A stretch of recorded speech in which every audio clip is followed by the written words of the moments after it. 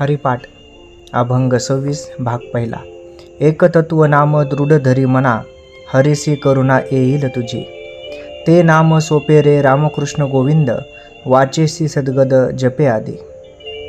या अभंगाच्या द्वारे माऊली सांगतात की एकतत्व नाम दृढ धरी मना, म्हणजे माणसा जर तुला खरंच ह्या जगामध्ये तरुण निघायचं असेल आणि ईश्वराची प्राप्ती करायची असेल तर तुला एक हे परमेश्वराचं नाव तुझ्या मनामध्ये दृढरित्या धरलं पाहिजे। एकतत्वानं हे नाव धरलं पाहिजे, कारण कोणतंही तत्व हे प्रत्येक गोष्टीला प्रत्येक कसोटीला पूर्ण उतरलं पाहिजे।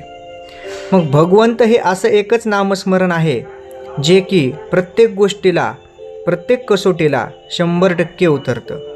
म्हणून हे एकतत्व नाम दृढ धरी म्हणा। दृढ धरी म्हणा का म्हटलंय? कारण मन हे चंचल असतं, मन हे अस्थिर असतं। मग ह्या मनाला तू दृढरित्या जर धरलंस तर हे मन खरंच अंतःकरणातून ईश्वराचं नामस्मरण करत आणि तेव्हाच तुला ईश्वराची प्राप्ती झाल्याचा समाधान होईल। हरिसी करुणा येईल तुझी। जर आपलं अशा प्रकारे नामस्मरण झालं, मनाला दृढ धरून मन न भटकता, तर आपल्याला नक्कीच हरी प्रसन्न होईल। आणि हा हरी प्रसन्न झाल्यानंतर आपल्याला त्याची कृपा देईल।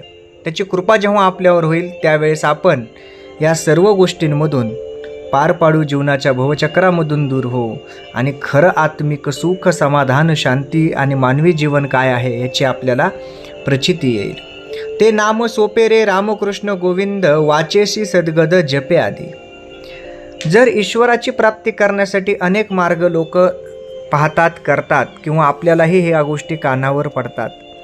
कोणी भजन करतं, कोणी कीर्तन करतं, कोणी उपवास करतं, कोणी जपतप करतं, कोणी ज्ञानयज्ञ करतं, कोणी अजून कशा प्रकारचे नवस सायास करतात।